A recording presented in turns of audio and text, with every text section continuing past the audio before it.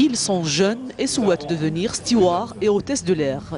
Une carrière qui requiert plus de qualifications qu'elle ne laisse croire. Les méconnaissances du métier, les gens pensent qu'être PNC se limite simplement aux tâches commerciales. Or, ces tâches sont diverses et beaucoup plus complexes que cela. Ça passe par des connaissances solides. Il faut avoir absolument des connaissances en sécurité sauvetage, en secourisme. Donc vous voyez, ce sont des matières réglementaires.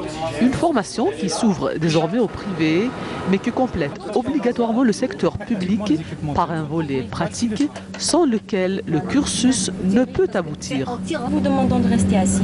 Ceinture attachée. C'est une obligation de par le cursus pour l'obtention du certificat de sécurité sauvetage. Donc le stagiaire au début, il doit passer par différentes phases, notamment il y a une phase théorique qui est prise en charge par l'école de formation elle-même, et la partie pratique par nous Air Algérie. Notamment consiste en quoi?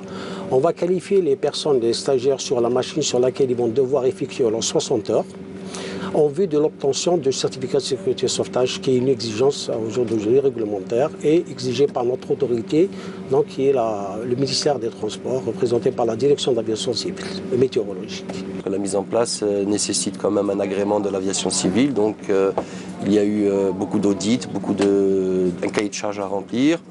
Mais bon, cela a été fait. Depuis 2016, à ce jour, nous sommes officiellement agréés. Ça veut dire que nous sommes une école préparatoire à un examen de l'aviation civile algérienne. Une coopération fructueuse pour constituer un vivier de personnel navigant commercial. Si le personnel est bien formé, il est prêt pour réagir à tout incendie ou tout imprévu, ça sera un vol parfait, 100% réussi. Un vol réussi, c'est une clientèle fidélisée et c'est au final l'objectif ultime de tout service commercial.